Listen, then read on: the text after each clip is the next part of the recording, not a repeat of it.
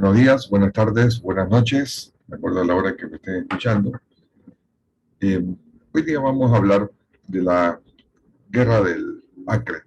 Hemos empezado estos tiempos de guerra donde se generaron una seguidilla de guerras. Todas las guerras en las cuales participamos de alguna u otra manera estuvieron configuradas en un solo periodo. Vamos a hablar de la guerra del Acre que nos enfrentó al Brasil por un territorio muy extenso, pero que implicó nuevamente una derrota para el país, una nueva humillación para la nación. Vamos a ver y destacar la sucesiva eh, irresponsabilidad de los gobernantes de turno que fueron cediendo territorios para que los brasileños aprovecharan esta situación, así como los chilenos, así como el Paraguay, en su momento el Perú también, inclusive la Argentina. Entonces, prestémonos a mirar, vamos a compartir una diapositiva. Eh, un segundo, por favor.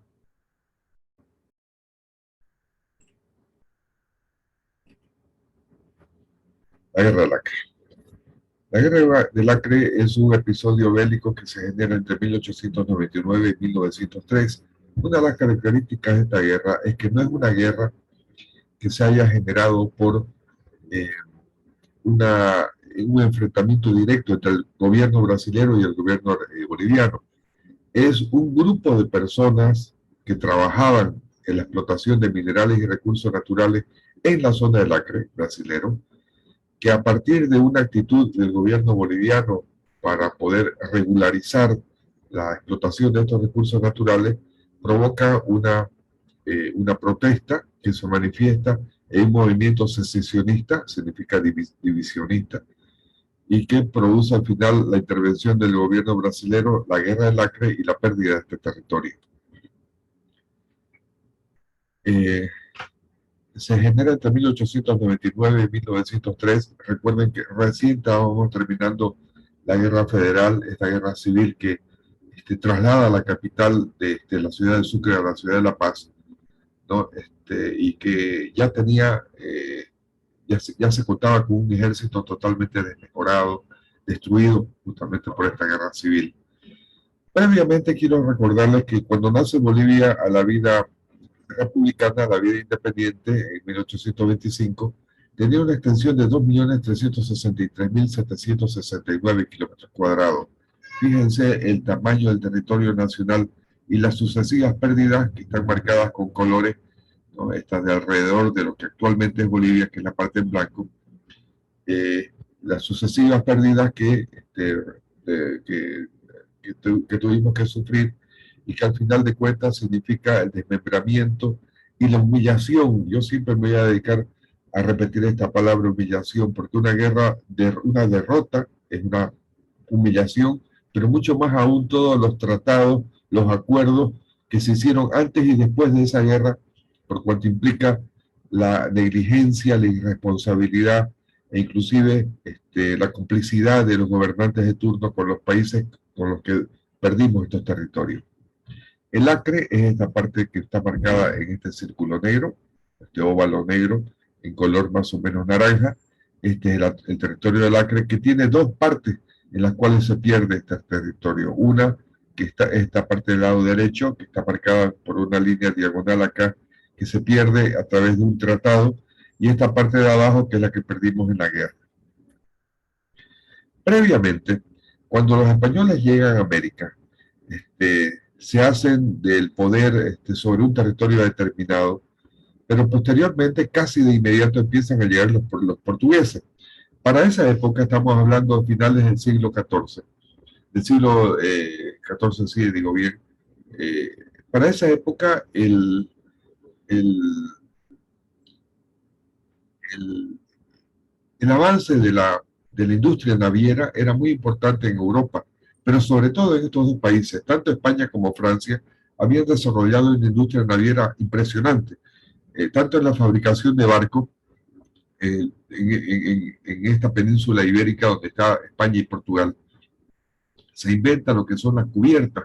Antes los barcos eran unos cascarones donde estaban simplemente conviviendo en el mismo ambiente, tanto la tripulación como la carga, porque solamente era el cascarón, el casco del barco. Con el paso del tiempo se fue creando, inventando, como les decía, la cubierta, es decir, son pisos que se les pueden hacer sucesivamente a los barcos para que en la parte de abajo esté la carga, en la parte del primer piso viva la tripulación, en el segundo piso pueda vivir la jerarquía del barco, el capitán y su grupo más cercano, ¿no? Entonces había una subdivisión del barco y eso posibilitó más carga, más agua, más alimentos para hacer travesías mucho más largas.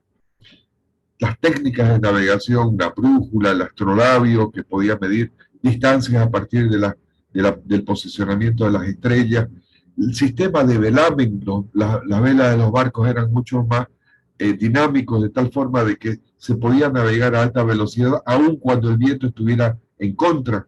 Antes solamente se podía navegar cuando el viento estuviese por la parte de atrás, de tal forma que facilitara la velocidad del barco. Con el sistema de velámenes que inventan también en Europa, se puede hacer de que el viento entre a través del sistema de velámenes de las velas, y de tal forma que aunque el viento esté de frente, el barco es impulsado hacia adelante. Todas estas tecnologías técnicas que se van creando, se suma también a la escuela de Sagres. En Portugal hay un lugar que se llama Sagres, donde se genera la primera escuela de navegación, en la cual se enseña, se capacita, pero a nivel de mucha jerarquía, al navegante a ser un buen tripulante de un barco. Entonces, ni bien llegan los españoles, de manera fortuita, recuerden ustedes, Colón no pretendía llegar a América, quería llegar a las Indias, pero por un accidente se topa por el continente americano. Accidente tampoco, digamos, ¿no? América, fíjense ustedes, es un continente que empieza en el polo norte y termina en el polo sur, es inmenso. Pero de todas maneras, llegan los españoles, empiezan a asumir su dominio sobre el territorio americano, pero casi inmediatamente llegan los portugueses. ¿Y qué hacen los portugueses? Empiezan también a ocupar el territorio americano, pero desde las costas del Brasil. Los brasileños llegan acá gracias a unas islas que poseían, madeiras que poseían en esta zona de acá. Entonces, perdón, cruzan el océano, llegan aquí y empiezan a conquistar y a ocupar y dominar estos territorios. Para evitar problemas, Portugal y España, porque ya habían superposición de dominios, ya los portugueses decían, no, esto yo llegué primero, no, yo llegué después. Entonces, para evitar todo eso, España y Portugal se reúnen en un lugar que se llama Tordesillas en el año 1499 y firman un acuerdo, el Acuerdo de Tordesillas, o el Tratado de Tordesillas, en el que se divide en el mundo y se establece una línea paralela, que es paralelo acá, que estaba ubicada a 370 leguas al oeste del Cabo Verde, que por un lado, recuerden ustedes que esta línea paralela, da la vuelta al mundo y pasa nuevamente por acá. O sea, atraviesa el polo y en un globo terráqueo redondo, divide al mundo en dos partes. De tal forma que la parte que está al oeste de esa línea paralela queda para el reino español, y la parte que está hacia el este de esa línea paralela es dueña exclusiva del reino portugués. De esa manera no tendría que haber mayor conveniente en definir el dominio sobre cada uno de los territorios. Pero el abandono al que se somete el territorio americano por parte de España hace importantes descubrimientos, somete a importantes pueblos para generar poder sobre ellos, hace de que los portugueses empiecen a mover ese hito fronterizo, el paralelo que estaba a 370 leguas de las islas de Cabo Verde, empieza a moverlo y a recorrerlo más hacia el oeste, porque iba generando cada vez mayor dominio sobre esos territorios, y España no estaba allí. Entonces, bajo el principio de que este territorio era inhóspito, desconocido, inhabitado, los portugueses empiezan a avanzar hacia el lado oeste hasta llegar justamente a la zona del Acre, que está más o menos por acá, ¿no? Pero no entran a la zona del Acre. Hay un tratado que se firma posteriormente, en este tratado, el de San Ildefonso, que se hace ya en el siglo XVIII, 1700 y algo, 77, 1777, y anteriormente en el Tratado de Madrid de 1750, donde los españoles acuerdan la movilización de ese hito paralelo hacia el entrado del oeste, pero aún así el Acre quedaba todavía en posesión española.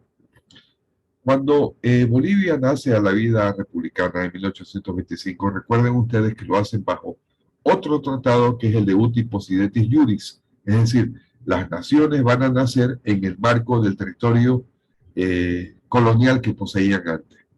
De tal suerte que este territorio de acá, perdón, lo vamos a ver mejor acá, este territorio de acá, del Acre, correspondía a lo que era la audiencia de Charcas junto con todo este otro territorio que subsiste, que ha sido desmembrado en el transcurso del tiempo. Este naranja era parte del territorio de la audiencia de Charcas, por lo tanto, este pedazo de acá, que es el Acre, permanecía con la audiencia de Charcas y por lo tanto, al nacer Bolivia, era parte del territorio boliviano.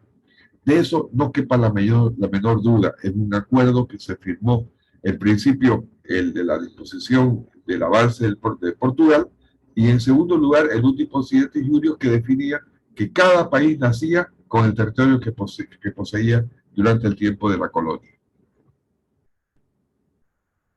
Entonces, en 1776, nace con este acuerdo de San Ildefonso, nace Bolivia y con este territorio.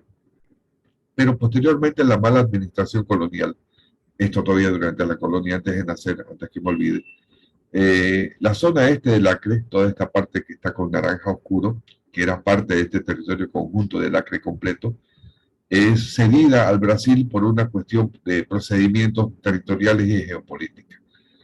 Simultáneamente, en un acuerdo que se suscribe en ese mismo momento, perdemos con el Perú toda esta zona que se llama la zona del Purus, por el mismo acuerdo mal firmado durante el tiempo de la colonia aún.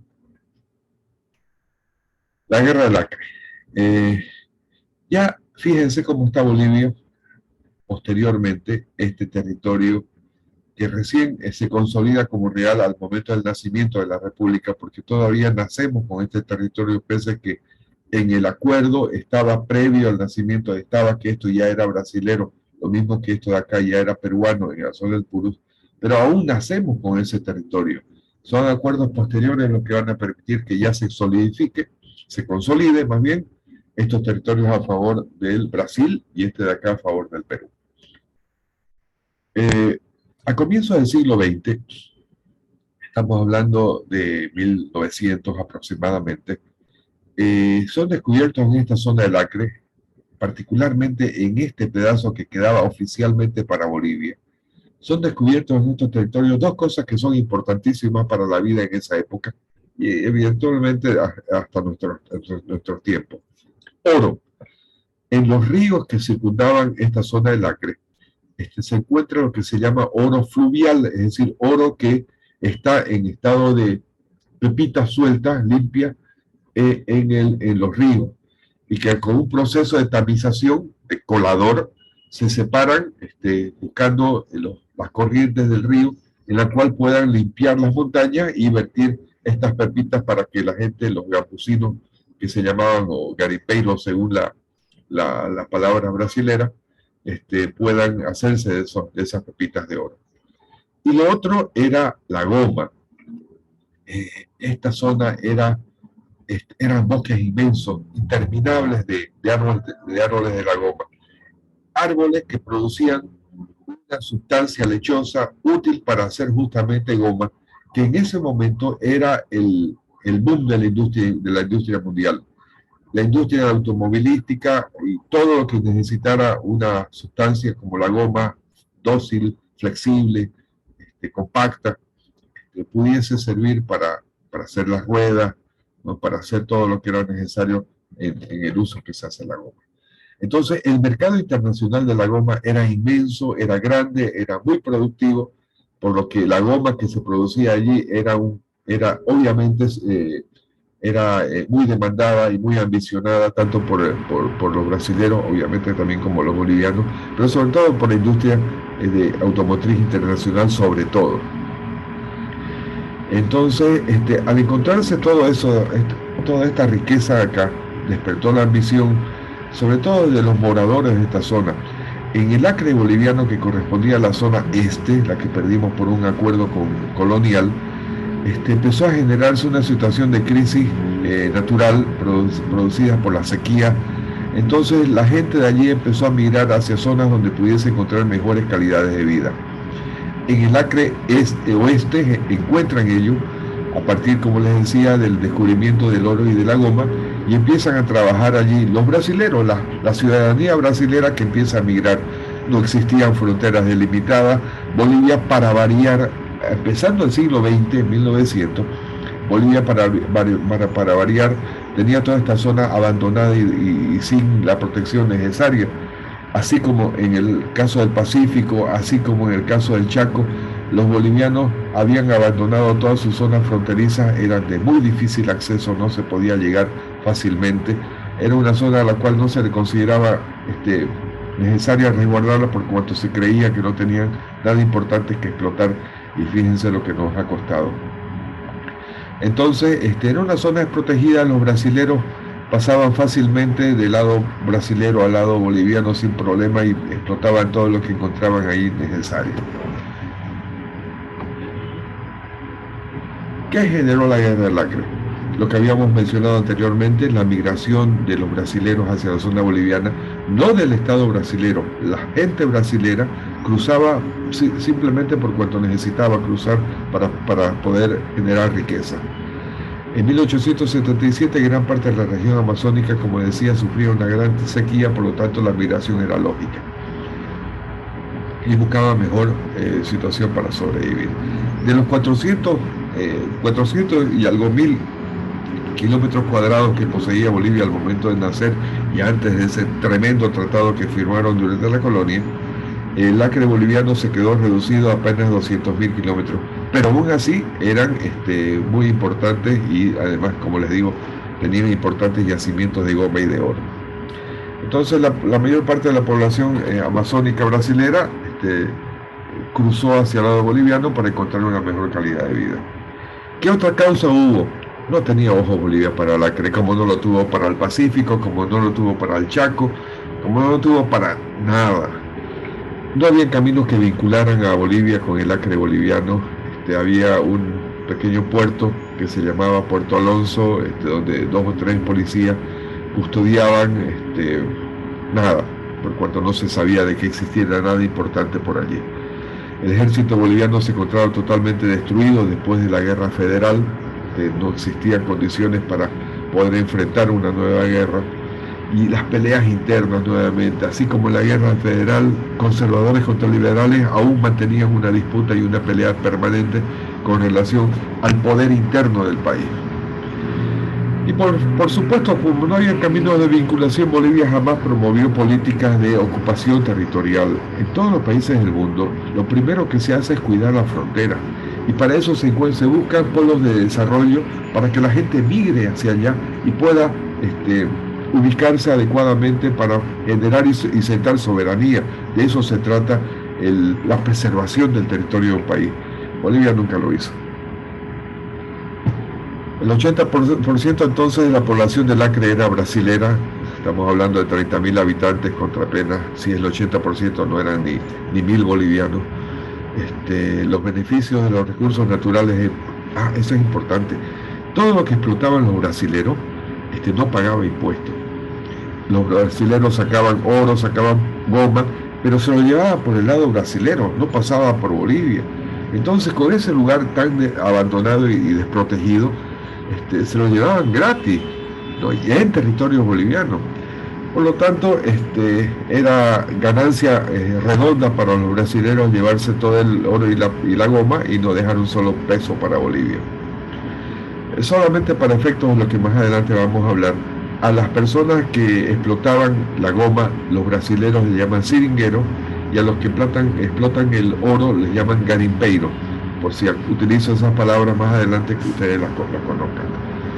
Forma de explotación, la goma, fíjense ustedes, este es un bosque de árboles, son árboles de relativamente no muy grueso y no muy alto de tamaño, a los cuales se les hace un corte transversal, fíjense, es como una cuchilla, se le hace el corte y se le pone una escudilla debajo, un frasco, donde el goteo del corte que se le hizo al árbol, como si estuviese sangrando por ese corte, cae por este pequeño canalcito y va llenando esa escudilla, que es vaciada posteriormente en unas bateas más grandes que, al ser quemadas, van echándose sobre el líquido caliente, va echándose sobre un palo hasta formar estas bolas enormes que se llaman bolachas en portugués, ¿no? Las bolachas de goma son creadas a partir de la vertida de este líquido caliente. Se va vertiendo este líquido caliente en unos palos y se va generando esta bola a medida que va enfriando, hasta tener estas bolas que son las que se van a llevar con unas pelotas de goma que se van a llevar por los puertos brasileños a Europa sobre todo y a Estados Unidos. Y aquí está el producto, la goma en las ruedas sobre todo. Es importante recalcar que unos 20 años después se descubre la goma sintética, por lo tanto la industria de la goma muere y para entonces ya no había ningún interés en los árboles de goma y por lo tanto ya no tenían los brasileños mayor interés sobre esos territorios, pero ya quedó para Brasil. Los bolivianos no pudimos aprovechar ni siquiera después del auge de la goma esos territorios, ya quedó para el Brasil. Y el oro era una forma realmente inhumana de explotación, donde los siringueros, buscaban en los riachuelos. No es como en las películas que vemos en el cine, donde en unos ríos cristalinos y limpios se encuentran las pepitas como si nada. Aquí había que rebuscar entre los barriales que se producían, tanto por los ríos que no eran muy limpios, por cuanto tenían una base muy fangosa, como se rebatía permanentemente el río, quedaban barriales más que río. Allí se buscaba entre el barro, las piedras, las pepitas de oro, y que eran trasladadas posteriormente por toda la población a hombros. Recuerden ustedes que son territorios inhóspitos, no hay caminos, por lo tanto no hay medios de locomoción, de transporte que puedan ayudar a eso.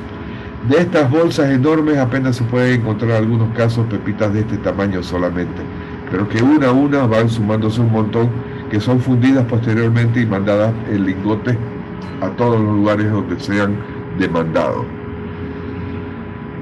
Ahora, el detonante de Puerto Alonso, de ser solamente un pequeño caserío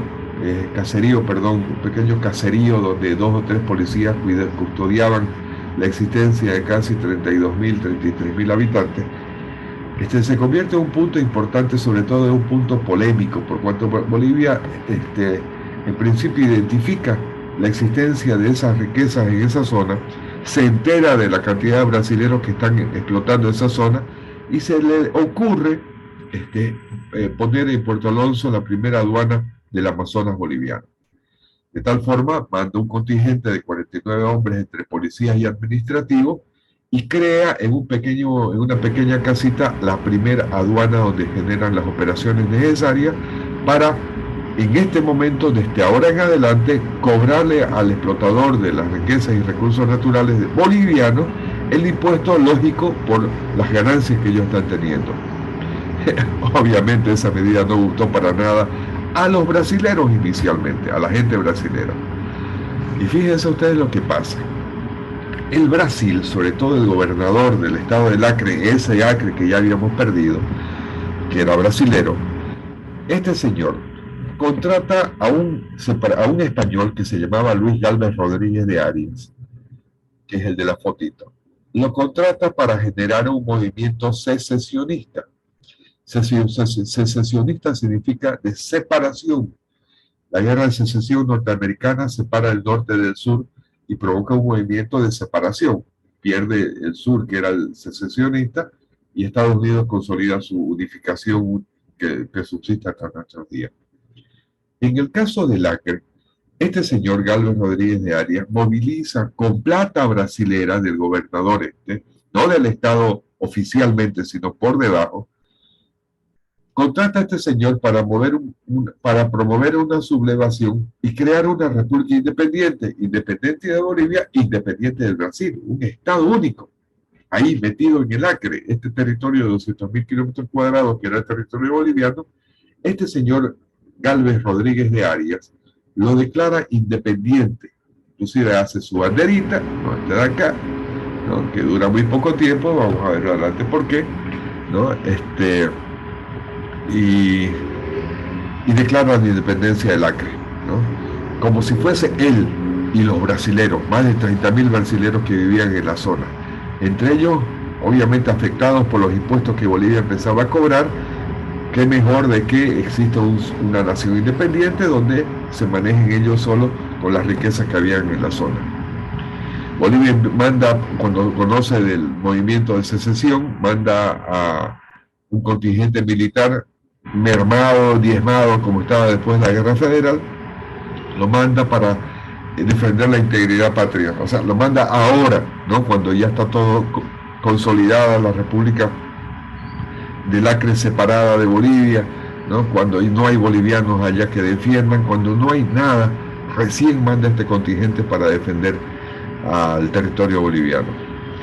Hay una fase primera que ejerce Bolivia sobre los brasileros de amedrentamiento, de meterles miedo, ¿no? El ejército arribado, ¿no? Y la pequeña república desaparece momentáneamente. Pero como se trataba de ciudadanos brasileros que eran amedrentados por el ejército boliviano, entonces la nación brasilera, el gobierno brasilero, envía también un contingente militar, esta vez para defender a sus ciudadanos que estaban siendo amedrentados por los bolivianos. Obviamente, Brasil no tuvo en ningún momento problemas internos que posibiliten una merma o un diezmamiento de su ejército, por lo tanto manda un contingente poderosísimo y la guerra se reduce a 2 o 3 escaramuzas en las que destruyen por completo al ejército boliviano y se consolida el territorio a favor de Brasil. Es importante mencionar que obtuvimos una honrosa y gloriosa victoria en esta guerra, que es la batalla de Bahía, en la que gracias al esfuerzo de un empresario privado, don Nicolás Suárez, que estaba explotando también goma y castaña por el lado de Guayaramerín, de Cacho la Esperanza específicamente, prepara con sus hombres y con parte del ejército boliviano, sobre todo con una columna que se llamó la columna Porvenir, que estaba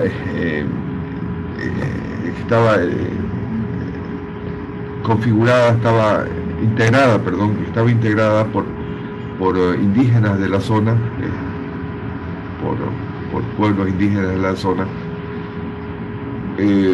Prepara la columna Porvenir y en la batalla de Bahía los hace escapar a los brasileros con el valioso y glorioso y valiente esfuerzo, sobre todo de este caballero que se llamaba Bruno Racua Chimay. Bruno Racua era tacana, parte de la columna Porvenir, que defiende Bahía, que hoy día es Cobija, de la invasión brasilera, y lo hace con mucho éxito. Probablemente Cobija hubiera sido brasilero a no ser por Bruno Racua, Nicolás Suárez y la columna Porvenir. Se cuenta que Bruno Racua eran expertos los tacanas en el uso del arco y la flecha, con eso cazaban para sobrevivir. Cuando los brasileños llegan para pelear y conquistar Bahía, hoy Cobija, en una pequeña casa colocan todo su armamento, la pólvora con la que iban, lo que llaman el polvorín, ¿no? La pólvora con la que iban a pelear, y todo lo guardan en una casa. Y Bruno Racua y sus hombres se escabullen en la oscuridad de la noche, y con un arco, con una flecha encendida, queman la casa, que explota posteriormente producto de la pólvora, queman la casa donde estaba el polvorín, y eso hace de que el ejército brasilero escape.